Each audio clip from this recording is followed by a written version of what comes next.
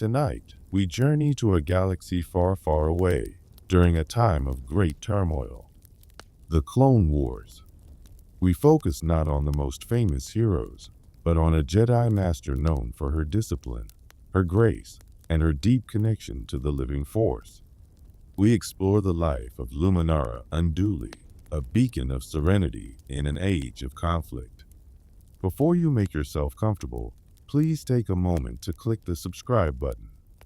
We'd also love to hear from you in the comments. Tell us where you're listening from and what challenges you might be facing. Now, let us begin. Luminara Unduli was a Mirialan, a species hailing from the planet Miriel, a world known for its deep spiritual connection to the Force and its people's adherence to ancient traditions. Imagine Miriel, if you will, a world often depicted as cold and dry, its landscapes perhaps stark, etched by winds that whisper tales of ages past.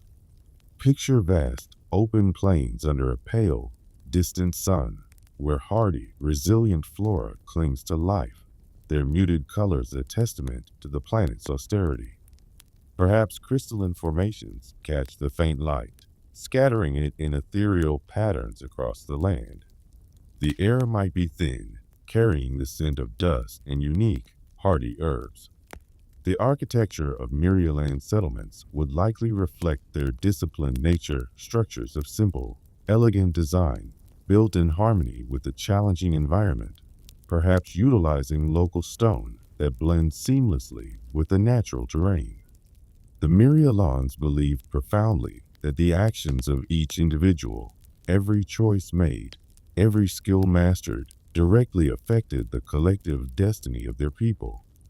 This was not a mere philosophy, but a deeply ingrained way of life, fostering an exceptional sense of discipline, responsibility, and interconnectedness from the earliest age. This cultural crucible, with its emphasis on personal accountability and spiritual awareness, undoubtedly shaped Luminara into the composed, thoughtful, and deeply principled Jedi she would become. Her early life would have been steeped in these traditions, learning the importance of meditation, physical discipline, and the understanding of one's place within the greater whole. Her skin was a soft, distinctive olive green, a common trait among her people, and her eyes, a striking, luminous blue, often held a calm, observant gaze. Like many Mirialans, she bore intricate geometric tattoos upon her face, typically adorning her chin and forehead, and on the backs of her hands. These were not whimsical adornments, but sacred markers, each line and angle a testament to a significant achievement, a skill mastered, a trial overcome, or a deep commitment made. They were a visual narrative of her dedication, her discipline, and her personal journey through life, each mark earned through diligence and perseverance. Recognized for her innate sensitivity to the Force, a gift perhaps nurtured by her people's spiritual leanings, Luminara was brought to the Jedi Temple on Coruscant as a youngling. Imagine the transition from the stark austerity of Miriel to the bustling ecumenopolis of Coruscant, and then to the serene sanctuary of the Jedi Temple, a colossal structure of towering spires and vast halls, an island of tranquility amidst a planet-wide city. Picture the great halls, echoing with the quiet footsteps of Jedi Masters and Padawans, the air filled with a sense of ancient wisdom and focused energy. Sunlight, filtered through massive arched windows, would illuminate chambers dedicated to learning, archives holding millennia of knowledge, and peaceful gardens designed for meditation. Here, within these hallowed walls, Luminara would have immersed herself in the ways of the Force.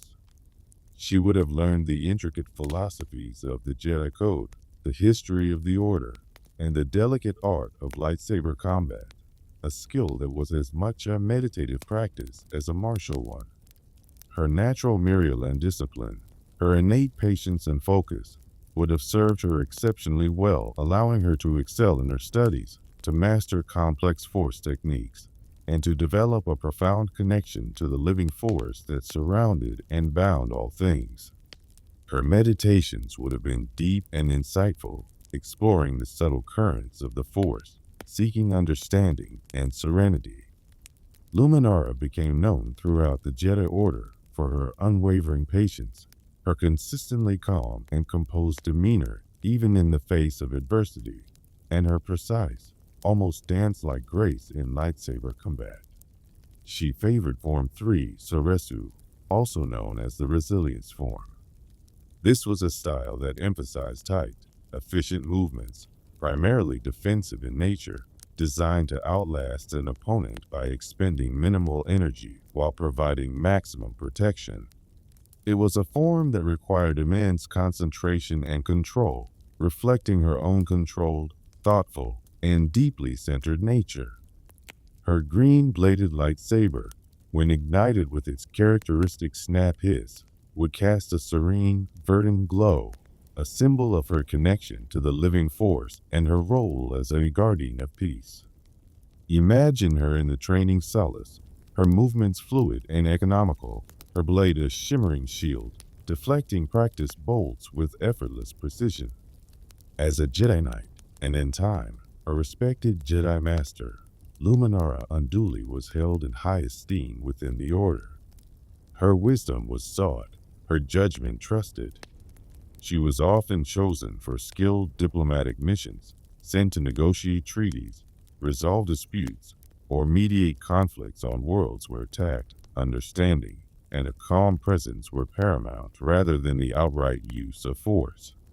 She possessed a keen, analytical intellect, capable of dissecting complex situations, and a deep, resonant empathy that allowed her to perceive the subtle undercurrents of emotion and motivation in others, seeing the nuances that others might miss.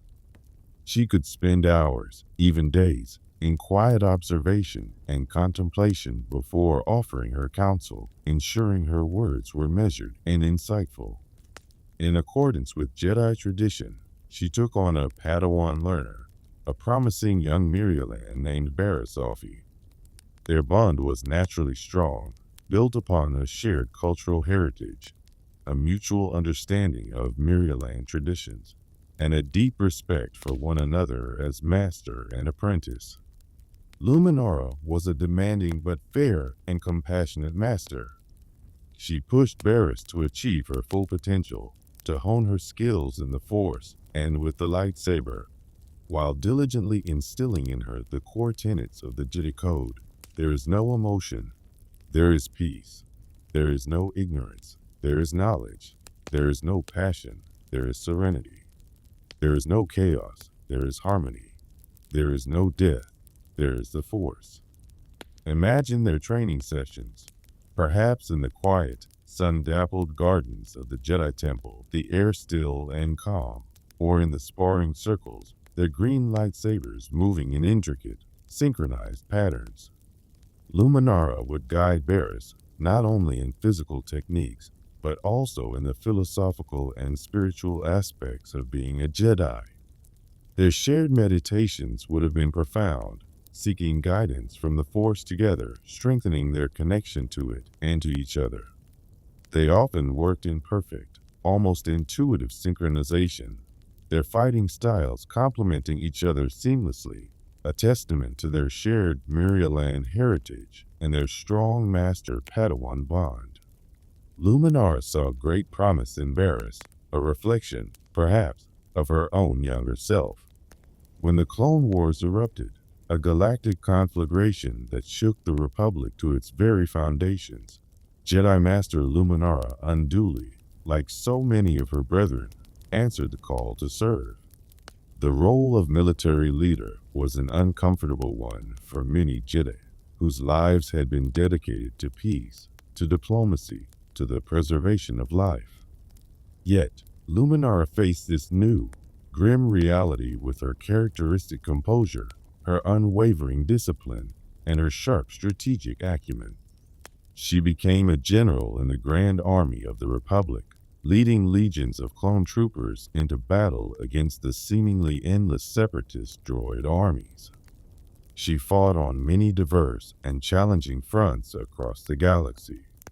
Picture her on rugged, war-torn alien worlds, the sky above filled with the streaks of starfighter fire, the air thick with the acrid smoke of battle, and the constant, deafening sounds of blaster fire and explosions. Amidst this maelstrom of chaos and destruction, she would remain a pillar of calm, her movements precise and deliberate, her connection to the Force her unwavering anchor and shield. She valued the lives of the clone troopers under her command, recognizing their individuality, their bravery, and their profound sacrifice, a compassionate trait not universally shared by all Jedi generals, some of whom saw the clones merely as instruments of war. Luminara, however, would often take the time to speak with her clone commanders to understand their perspectives, to ensure their well-being as much as the conflict allowed. One notable and arduous campaign took place on the frozen planet of Ilum. Here, within the sacred Jedi crystal caves, the source of the kyber crystals that powered their lightsabers, Luminara and her Padawan Barriss fought to protect this vital site from separatist mining operations that sought to plunder its resources. Imagine the biting cold, the shimmering ice caverns, the eerie silence broken by the sounds of battle, as they defended not just a place, but a crucial part of Jedi heritage. Another significant engagement was the Second Battle of Geonosis, a brutal and grueling conflict fought amidst the Red Rock canyons and underground hives of the Separatist stronghold.